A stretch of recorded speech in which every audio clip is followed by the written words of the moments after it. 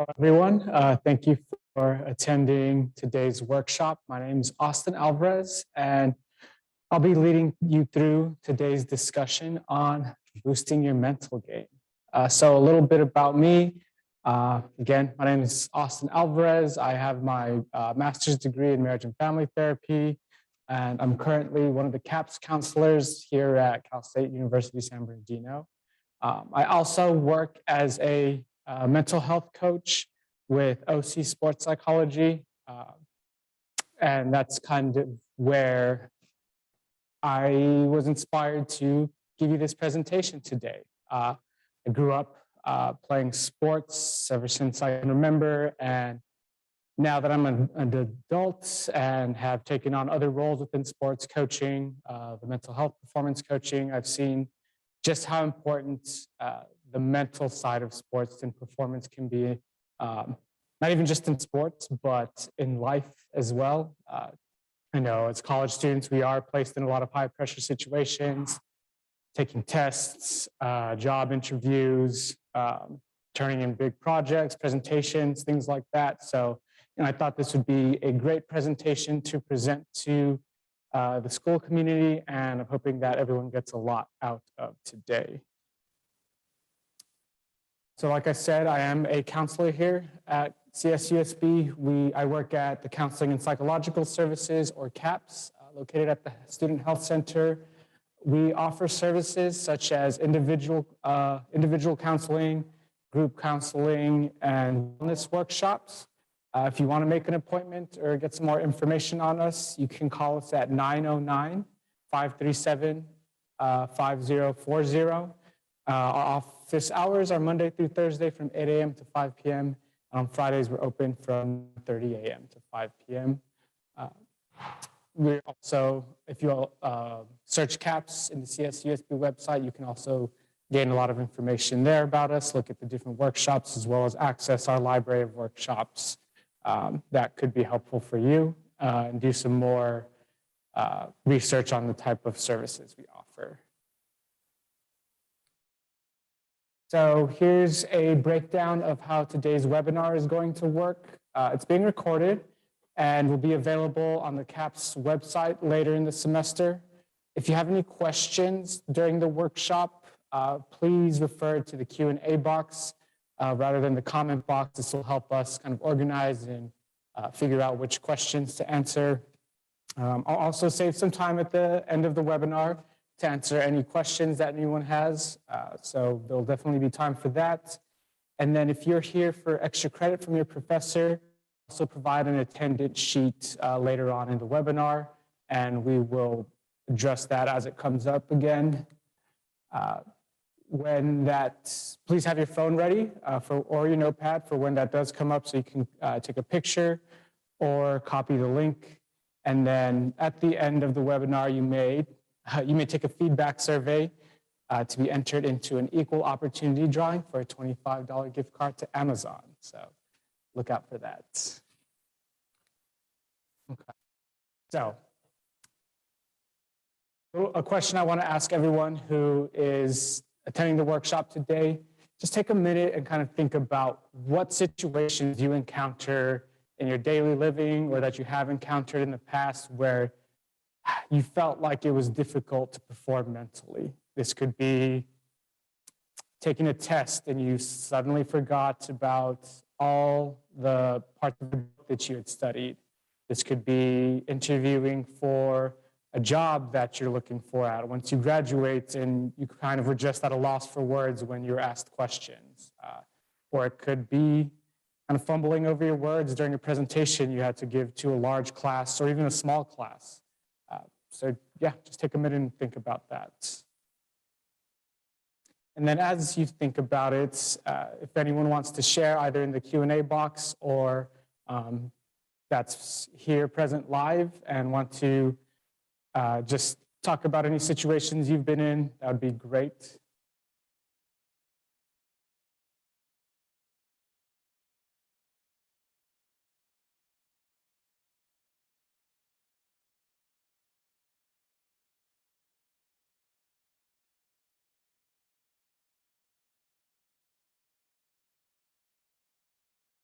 Interview. Okay, so yeah, someone discussed at an interview.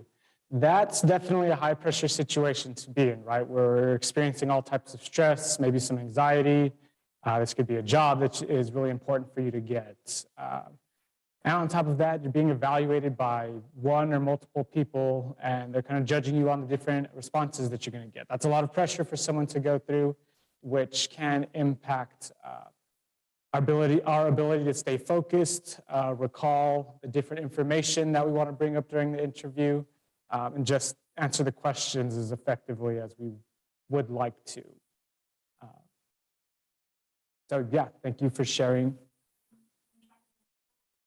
Okay, so when trying to multitask, we'll actually get into a little bit about how our focus can be split between different activities, and that can pull from how effectively we're able to address whatever activities we're trying to do, or whatever situations we're involved in.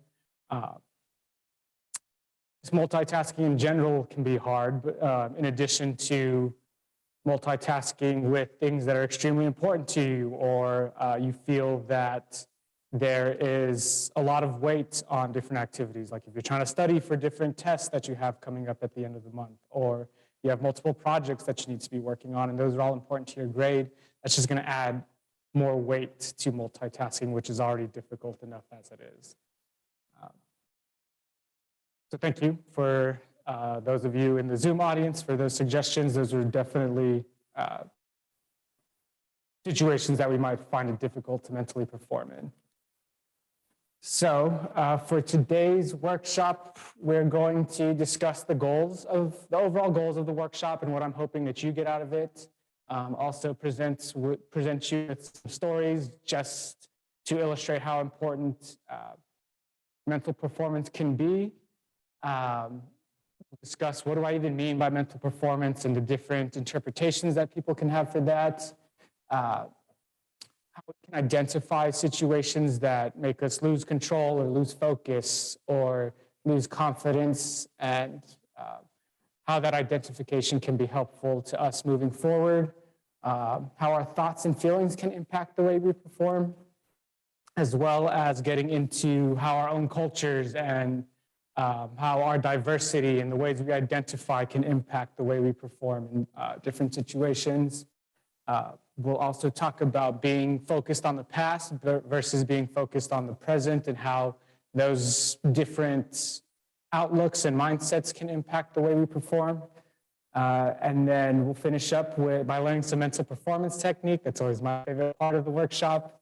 And then debrief and kind of discuss how we can use these techniques and what we've learned today moving forward in our lives, and really improve our functioning in the different situations we encounter. So just a little rundown of how the workshop's going to go today. So the goals, I want to provide some education on how mental performance can be impacted in different ways, explore different obstacles that individuals in the audience may encounter that impact their mental performance, as well as learn different practices to help with your mental game.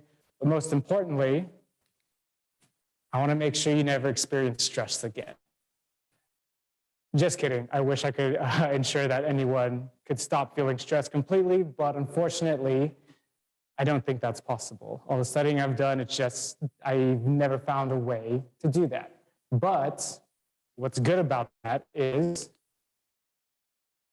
stress can actually be good for our performance. And research has shown that this is called the Wernicke-Dodson law, which shows that some type of arousal can actually improve our performance.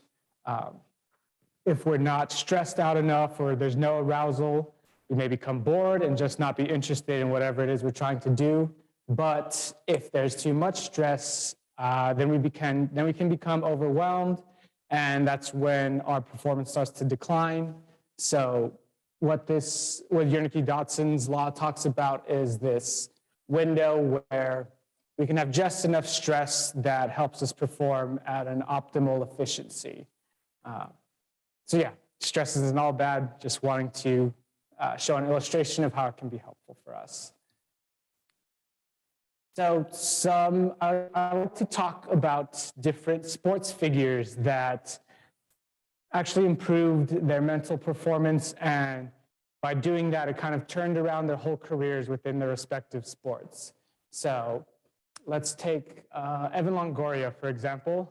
He is a baseball player, was drafted by the Tampa Bay Rays, and is currently playing for the San Francisco Giants. Won multiple awards in his rookie year and moving further into his career, but wasn't always the great baseball player that he is today. So Evan Longoria was actually undrafted out of high school, and he had no scholarships.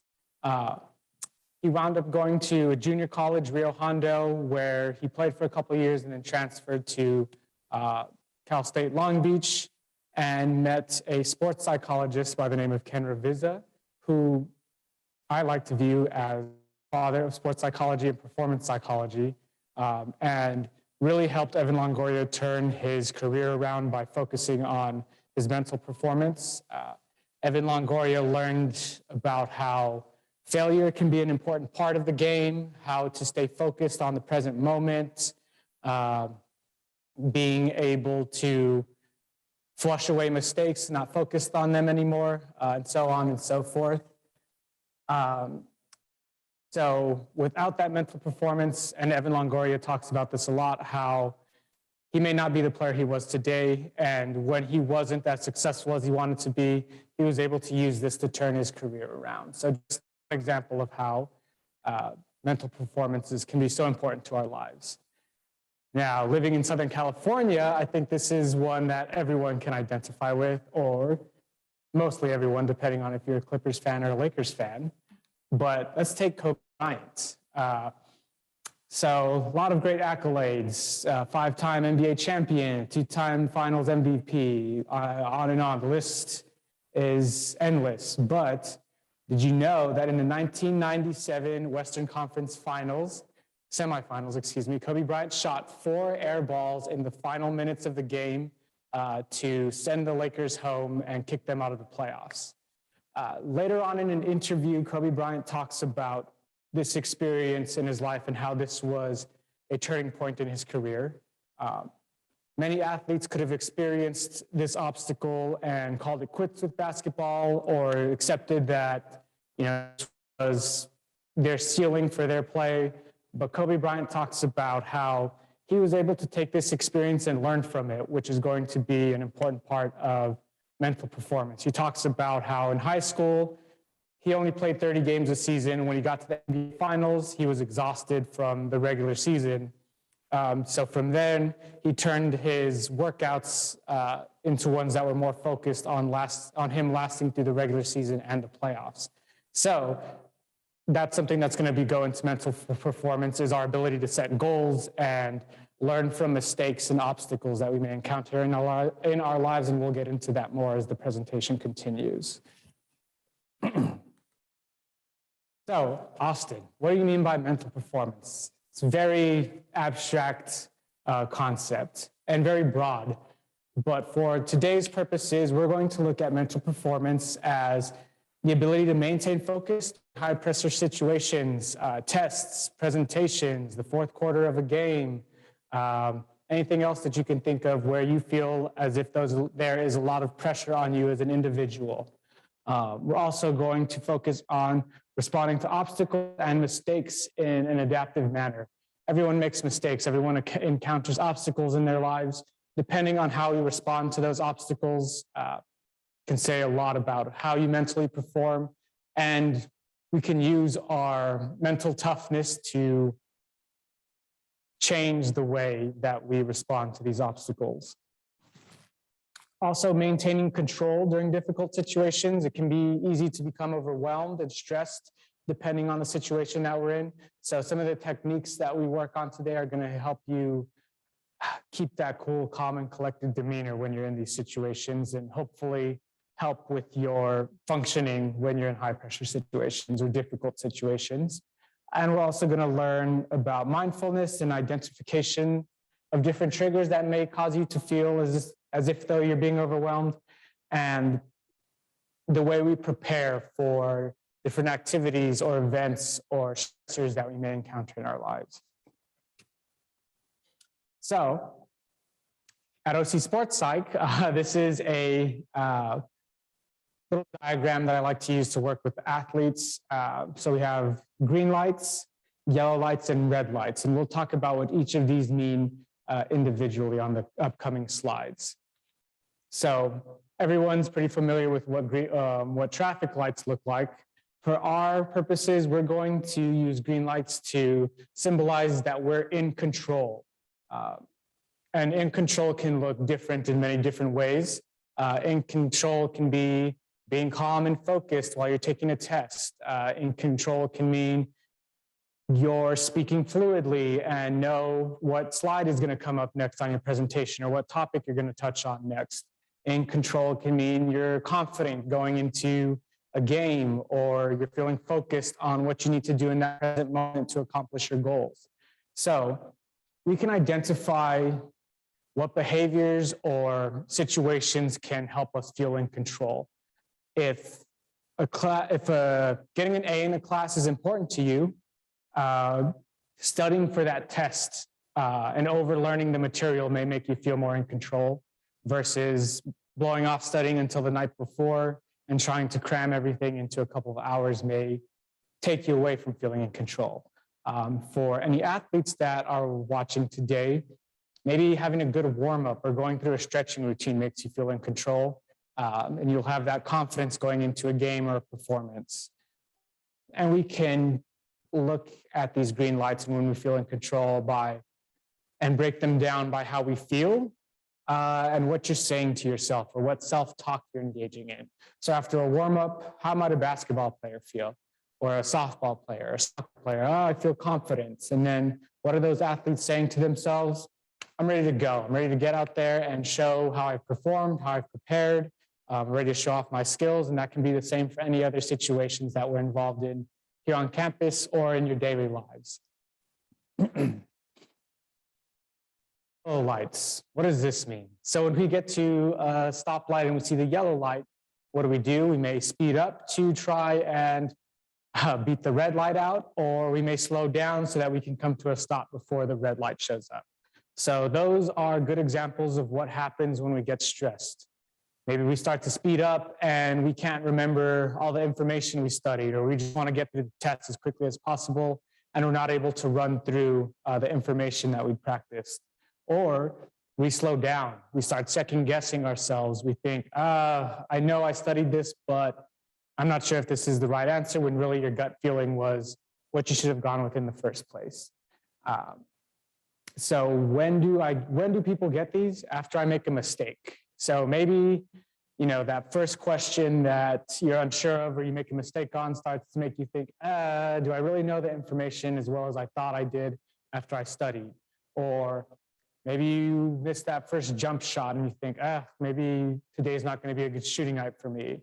Maybe you fumble over the words at the beginning of a presentation and you think, oh no, is this gonna keep happening through the rest of the presentation? How do you feel? This might lead to feelings of hesitancy, nervousness, tenseness, feeling stressed.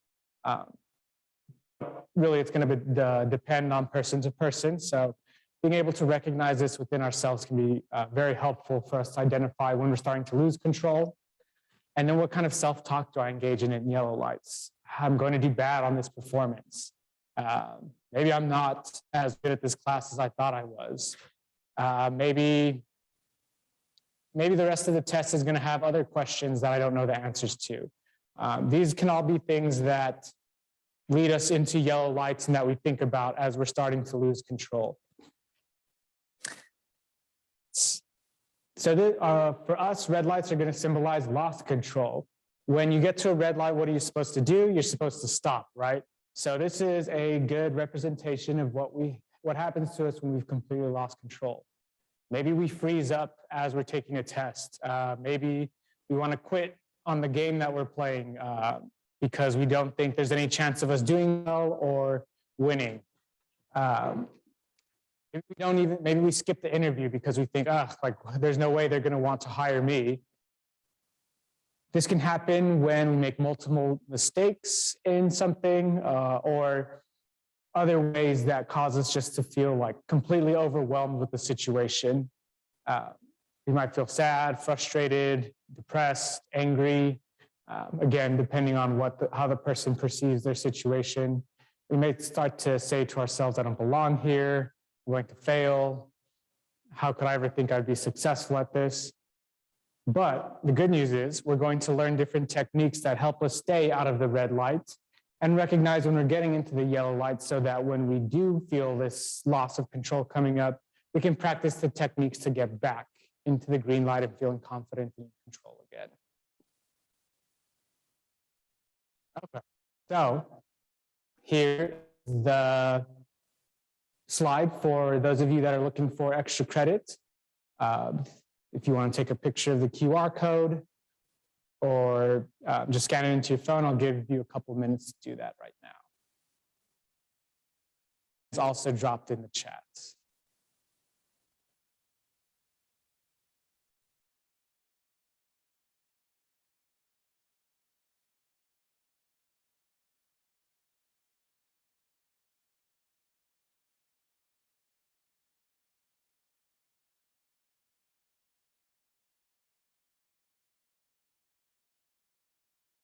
A couple people here live still trying to get the QR code, giving them a chance to do it.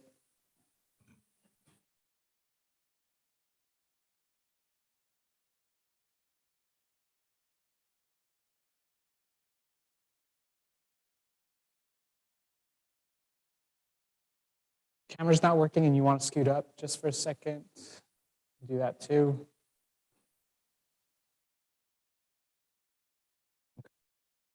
So we'll go ahead and move on for this. Okay, so moving on, how thoughts and feelings can impact our performances. So negative emotions can cause us physiological issues, such as tense muscles, which can lead us to quicker exhaustion. Frustration can lead to a lack of motivation and doubt regarding one's skills.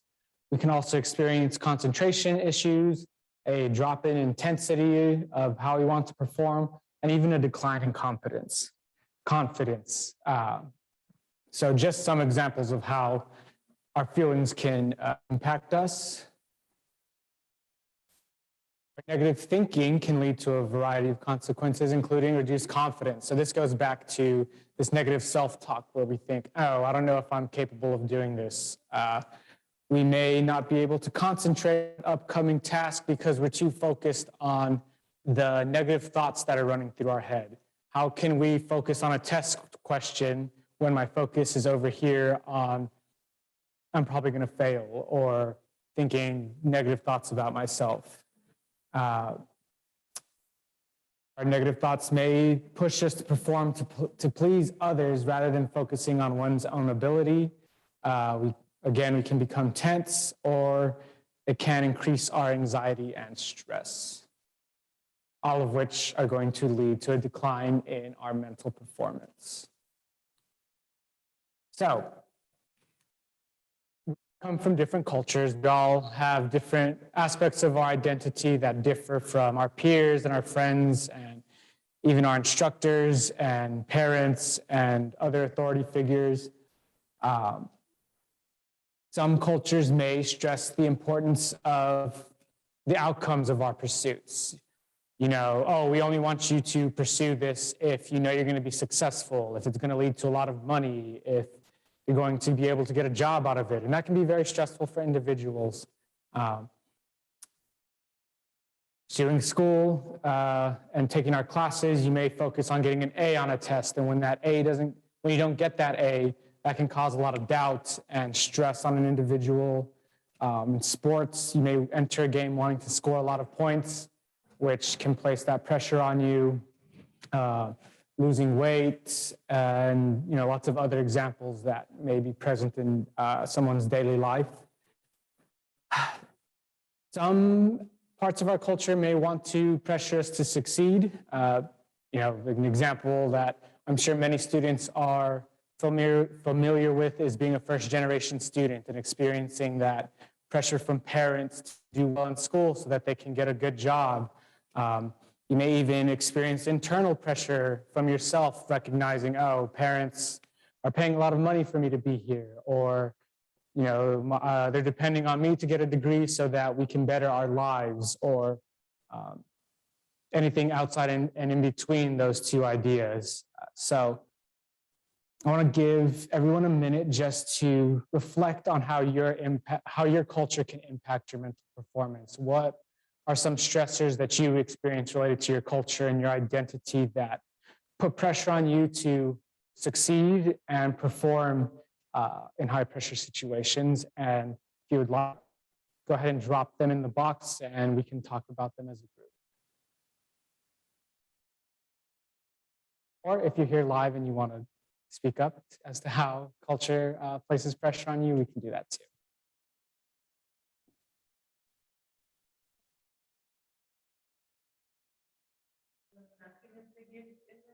Mm-hmm.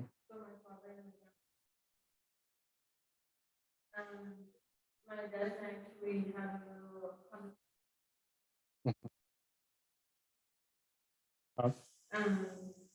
he was basically telling me to migrate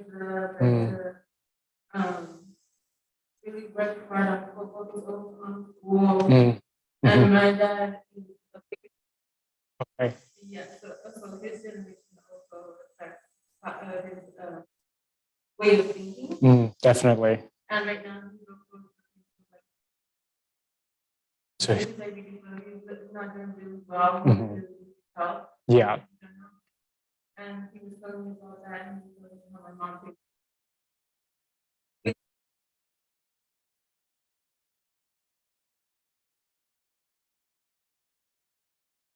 And for me, I feel like stuff like Okay. Right. So I'll go ahead and repeat.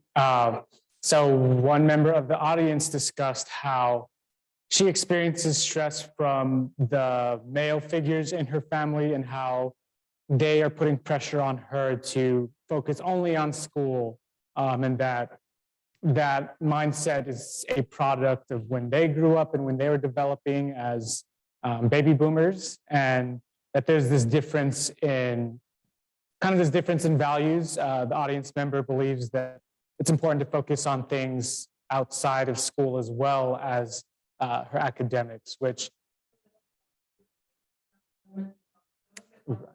Okay, so yeah, definitely. She also brought up that focusing out on things outside of school can help with mental health and providing that self-care for herself, right? So yeah, sometimes we do have parents or older figures or people who grew up in different time periods or maybe a different gender or may have different mindsets on what's important relating to performance. This can place pressure on us to focus only on that to the detriment of our mental health, where we're not able to self-care for ourselves. And I don't get into that as much, but I do want to bring up, just thank you for sharing that with us, how important self-care can be to our mental performance. If we're not taking care of ourselves, our body's going to know somehow, and that's when we're going to build up that stress and anxiety. We're not going to be able to function at our maximum potential. So thank you again for sharing. Do we have?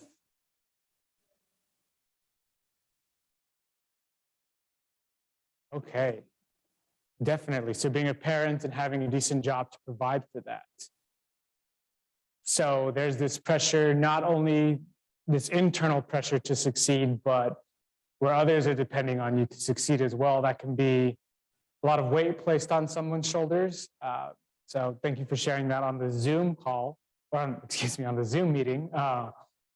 Hopefully we can teach some strategies that will help mitigate some of that stress, as well as identifying and prioritizing. Okay, what do I need to do so that I can achieve my goals and that my mental performance puts me in a good position to do what I need to do to care for my family, to maintain a decent job, to get a raise, to do whatever goals you have in your life that puts you in better positions to fulfill that role as a parent.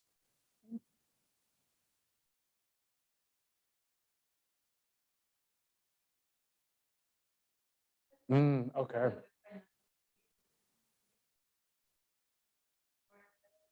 Mhm.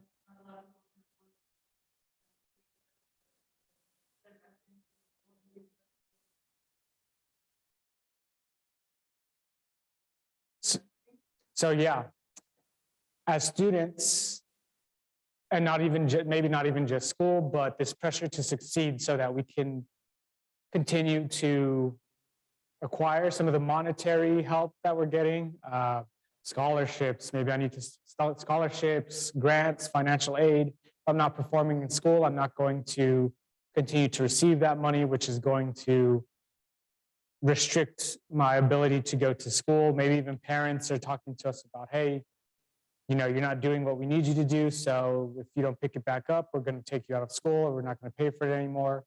So that pressure to succeed, so that we can continue to go, so that we can continue attending school, and hopefully some of the skills that we work on will help with being able to put ourselves in successful positions and maintain success in school. Okay. Thank you all for sharing, both Zoom and in present. So let's talk about past versus present focus today. So being present focused, there are 5 kind of core pillars that I like to talk about when we discuss staying present in the moment. One is the ability to direct attention to a relevant object, thought, or feeling.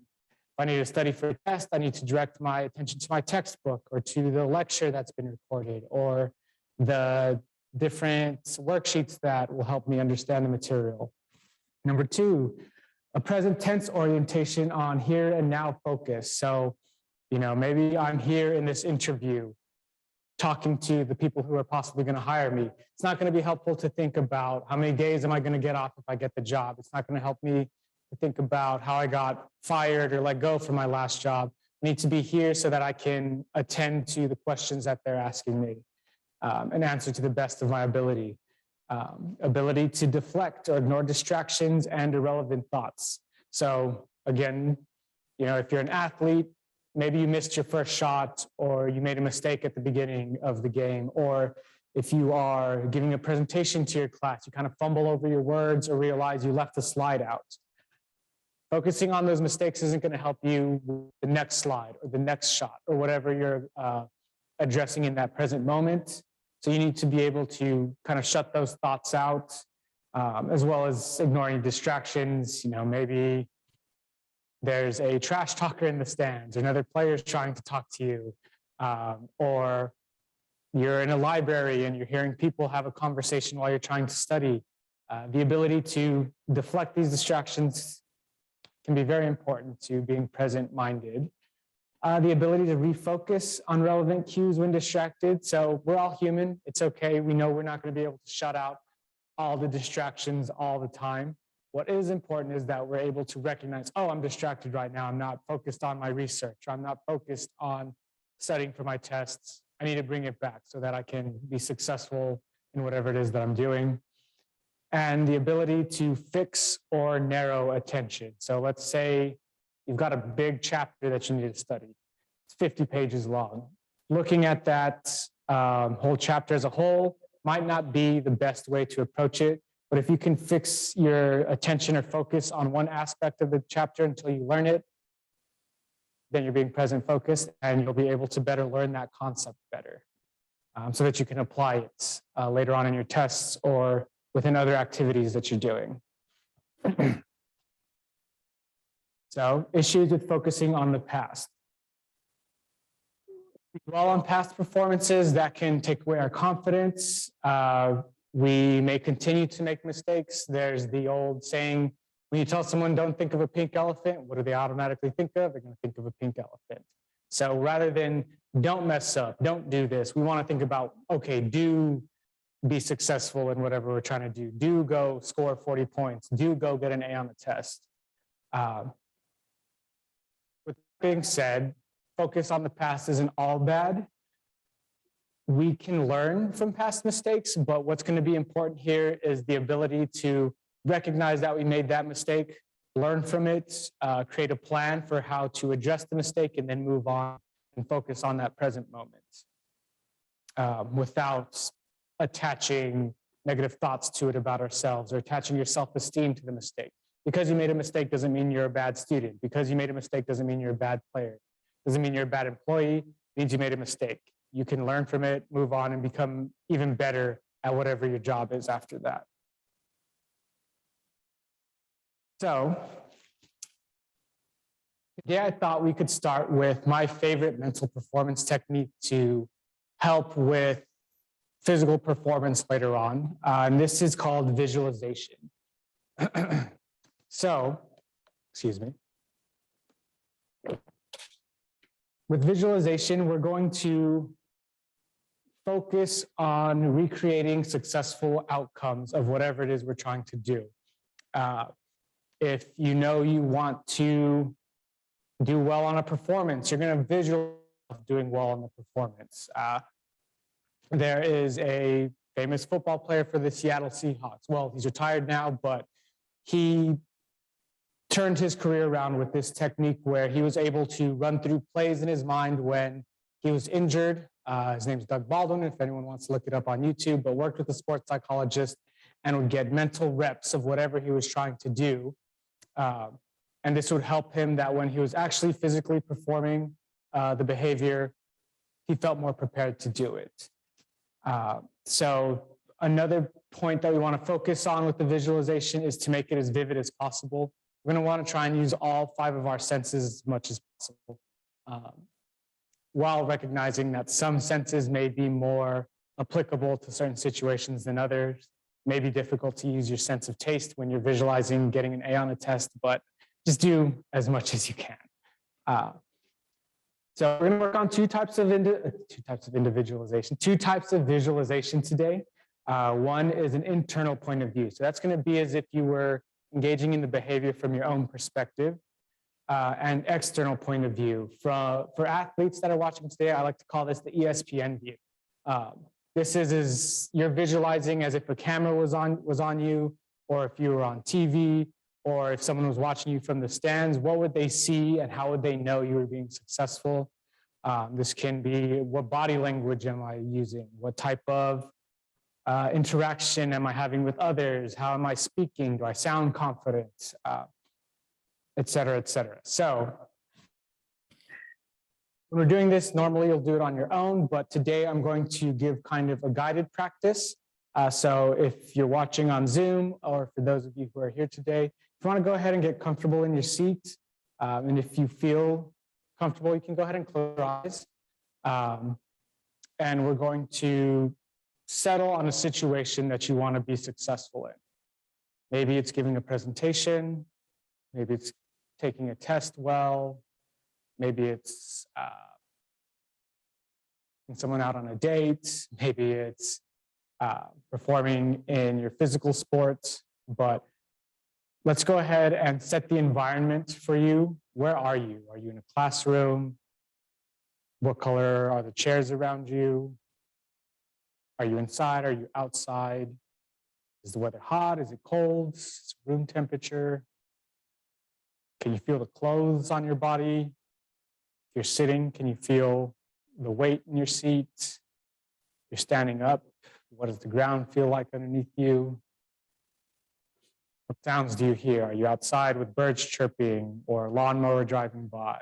Do you hear the air conditioner going on in the classroom? You hear other students, pencils writing, things like that. So once you've got that environment going, really visualize very well and vividly, kind of think about how would you know you were being successful? If you're in a school environment, what does your attitude look like? What types of feelings are you having? Are you excited that you know the answers to a test? Are you having fun presenting on a topic that you're very passionate about? You feel calm as you're going through whatever it is you're going through. And what does calm feel like to you? Body feel relaxed? Are your thoughts focused? Are you able to sit still? Or if you're passionate and you're excited, are you bouncing around? Are you talking? Are you chattering to teammates? Are you talking to classmates about how well your activity went? So I'll give everyone a minute to kind of go through that. And remember, what we want to do here is really envision that success.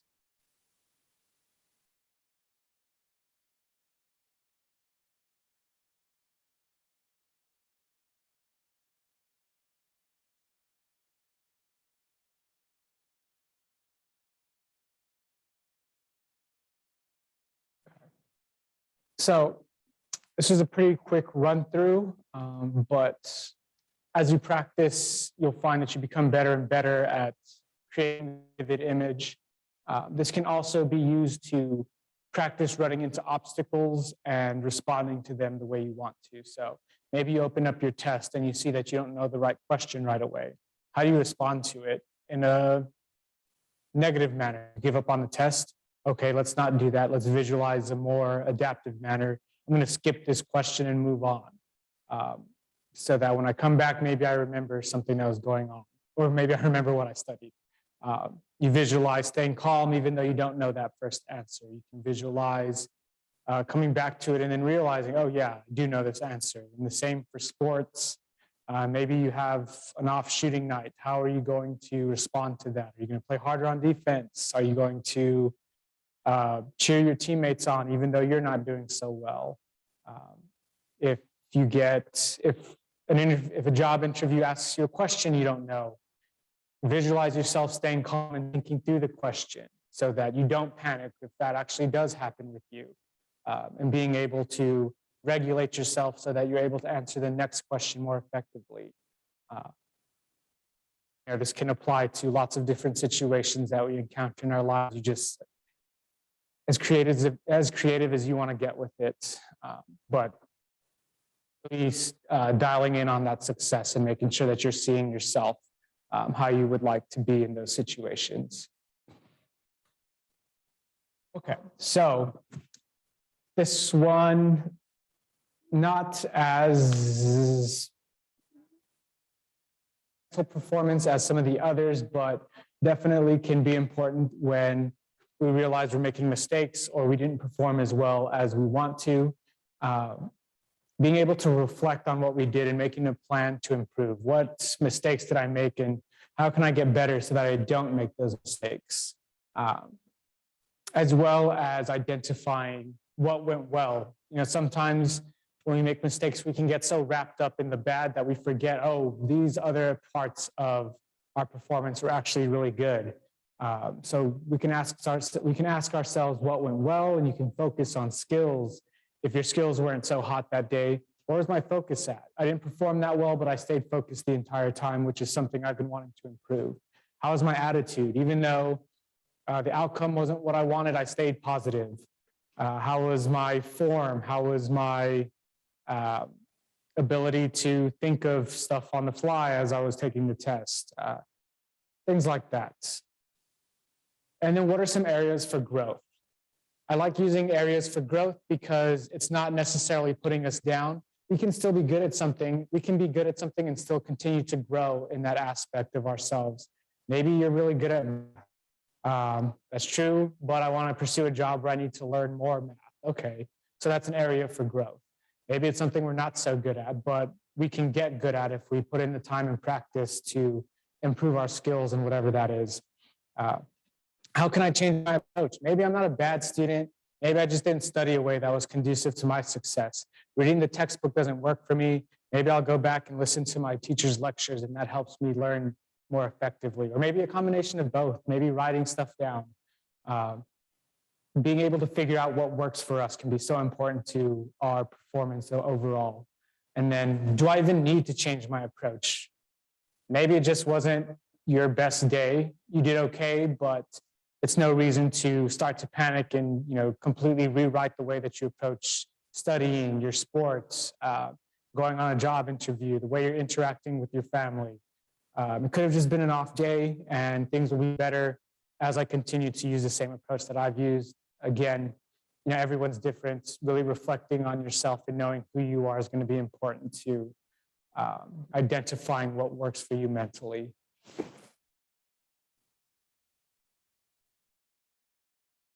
Systematic breathing or deep breathing. This is something that's really going to help with relaxing under pressure before you enter a high pressure situation and really get you feeling loose and not as overwhelmed. So this was actually taught to a lot of military and first responders to help them when they're in those types of situations. But you can do this either sitting or standing up, whatever you feel comfortable doing. But when we're stressed, a sign of that can be shallow breaths in our chest. If you've ever watched on TV, someone breathing into a brown paper bag when they're stressed out, you can see, oh, they're stressed. Their breath is shallow. It's all up in their chest. They're not having a good time. That's not where we want to be before we go into a performance. If you looked at someone who was asleep, can't get more relaxed than that, you'll actually see that their breath is in their diaphragm, which is somewhere around the stomach. So I want everyone to go ahead and take their hand and put it on their stomach. And as you breathe, really try and get that breath into your stomach so that your stomach expands and retracts as you breathe.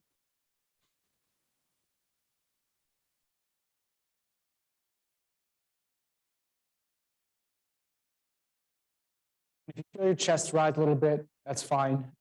But really try and get it down into the stomach, that deep breath. And what we're going to do, once you have that going, we're going to get comfortable wherever you are. You can sit down, you can lay down. If you're standing up, all those things work just as long as you're comfortable. But go ahead and put your hand on your stomach. Just become more aware of your breath, what your natural breathing pattern is like at this moment. You don't have to do anything different. You don't have to change anything.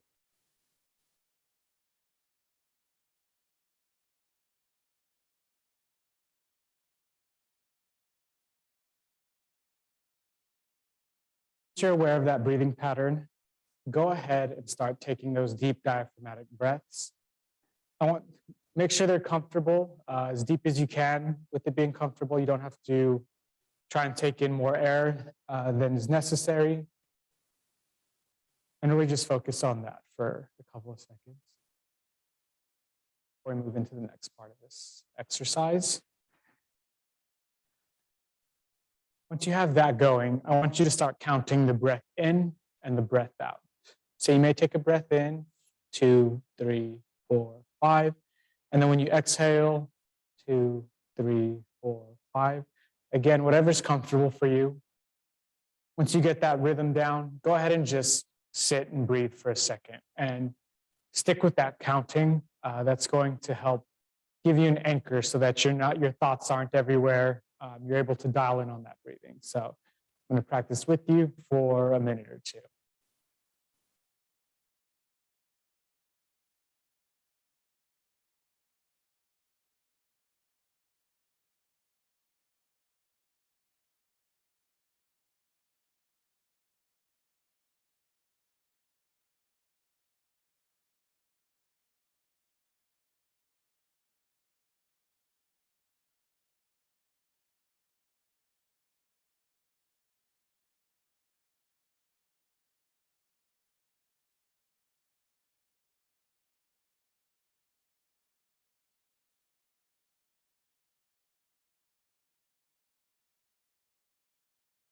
Okay, as you come back, just kind of be aware of what your breath felt like in that moment. The athletes that I work with, we actually incorporate this into their preparation for their different matches and games. I'll have them do it. I have them practice at least 5 nights a week for 5 to 10 minutes. This is great for people who are having issues sleeping, or if you don't have issues sleeping, just before you go to bed anyway. Practicing this will help you get nice and relaxed, and you'll be able to fall into that deep sleep faster. Practicing this before you go into a high pressure situation, you're going to be able to relax before, which will keep you from getting stressed, which will keep you from getting exhausted or feeling as though you're becoming overwhelmed. So this is definitely one of my favorite techniques to use because you can do it anywhere. And just something I hope everyone can take home after today's workshop. So goal setting. We often have aspects of ourselves that we want to improve, or we have different abilities that we want to improve. But what does that actually mean to us? If we don't make a plan to improve it, we're probably not going to get better. So here are just some ways that we can, here's some examples of abilities that we can improve. Your math skills, your jump shot, reading skills. This goes on and on. But let's take a second and kind of identify any overall goals that you have in your life that you may want to improve. And then we're going to try and think of some goals that will help us get to that general improvement. And I'm going to provide an example of this right now.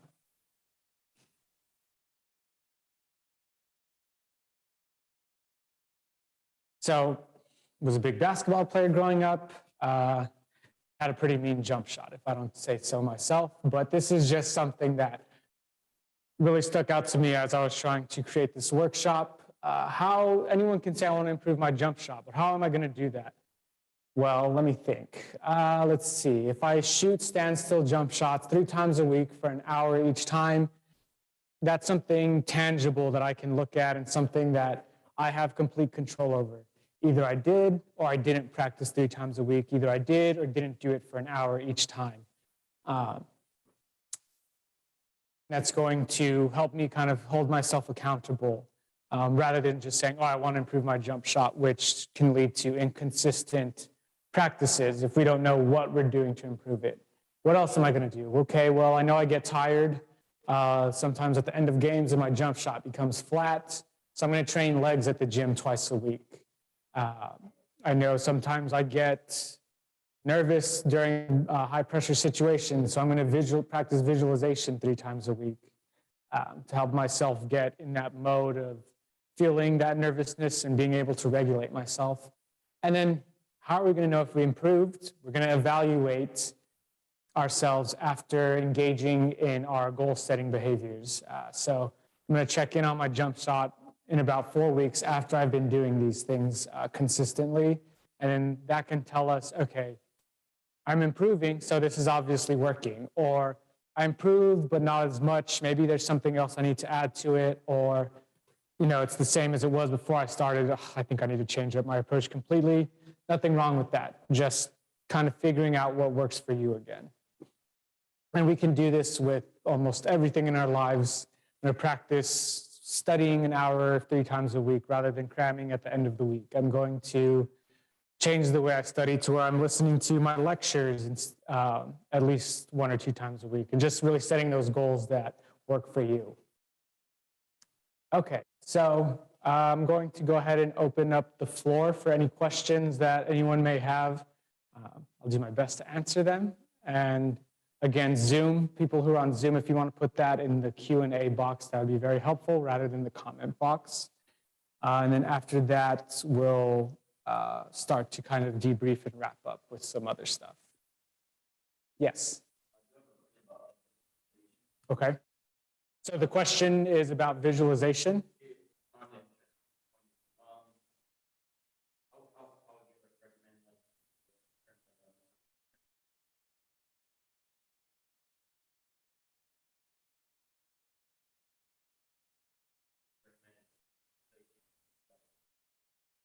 Okay, so the question is, I'm an athlete, I'm a player, I've never practiced visualization. What do I recommend getting started? Is that? Okay, so there's a couple different ways that you can go about this. Some people may be better just naturally at visualization than others. Some people may struggle with it right away. So when you're practicing visualization and you can't get like kind of a whole sequence of events where if you're like watching a movie, you can stick to kind of visualizing yourself in still frames. What sport do you play? Well, I work out. Okay, so I'll use basketball as an example. So basketball, you have your jump shot for, right? how do I know, for me personally, what do I know I look like when it's successful? My arms in line with the basket, my follow throughs there. How do I know I look like when I'm not successful? My arms flared out, I'm like drifting off the side.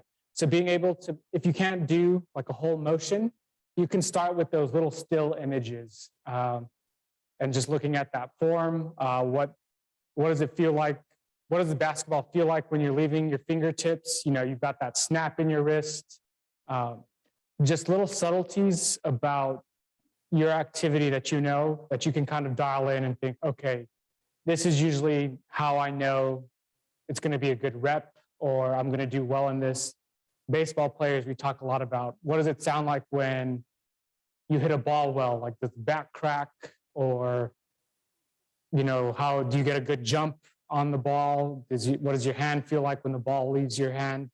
For school, practicing what it feels like to be calm in just like everyday situations and taking note of that, and then visualizing, okay, I know that's how I feel like when I'm calm. Let me try and just imagine being that way here in the present, even when I'm not doing anything, and then visualizing having those feelings during high pressure situations like a test or a presentation or anything. Body language is a big thing.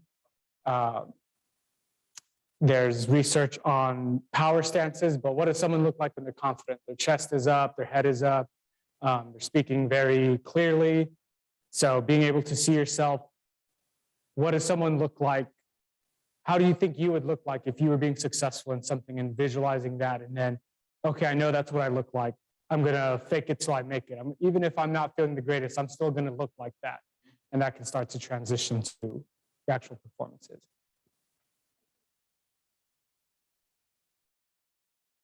Okay. I'm going to go to thank you slide just so, everyone, just go ahead and take a second. Think about what you would like to take from today's lecture, any of the skills we worked on or any of the mindsets we looked at, and just go ahead and write them down. What way do you want to practice to improve your mental performance? What skills do you want to use, and how many times a week can you commit to practicing these skills? Yeah, and then once you're done with that, I just would like to end on a quote from Ken Ravizza. The only thing the player can control is her game. So concern about what the competition may or may not be doing is a useless distraction. One of the truest tests of a person's character is to observe how they respond when they don't get what they want. Clear mind, evaporate emotions. And then here's the thank you QR code. So if you want to go ahead and get a snapshot of that for the Amazon gift card. And then, okay, and I'll be here. I'll hang back if anyone else wants to ask any more questions or discuss anything.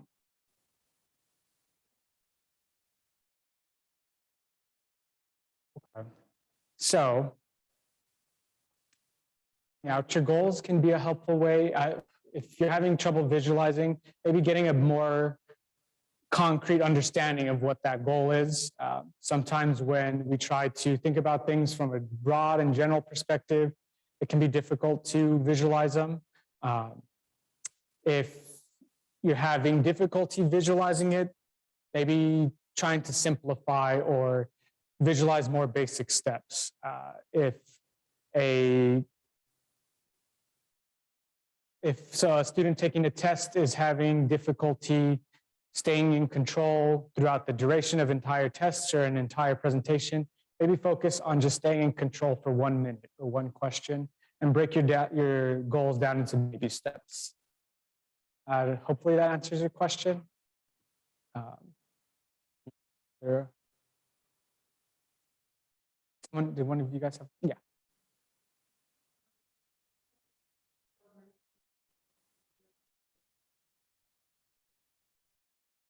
I'm terrified right now beyond belief. I think, so the audience member asked, how do I prepare to give a presentation? I think what comes into that is knowing I did my prep work to know, like, what am I going to be talking about? What points am I going to discuss? Practicing saying things so that I'm more fluid as I go through it.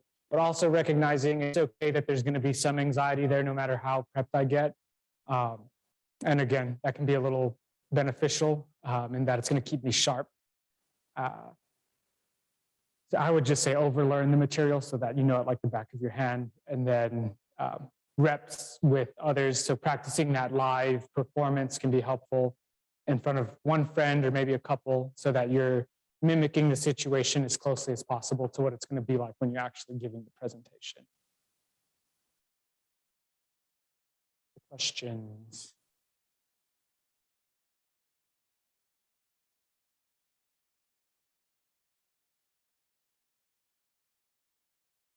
Hey, so thank you everyone for coming today. Really excited to give this presentation today. I really hope everyone was able to take something, and I wish you the best of luck moving forward. Oops.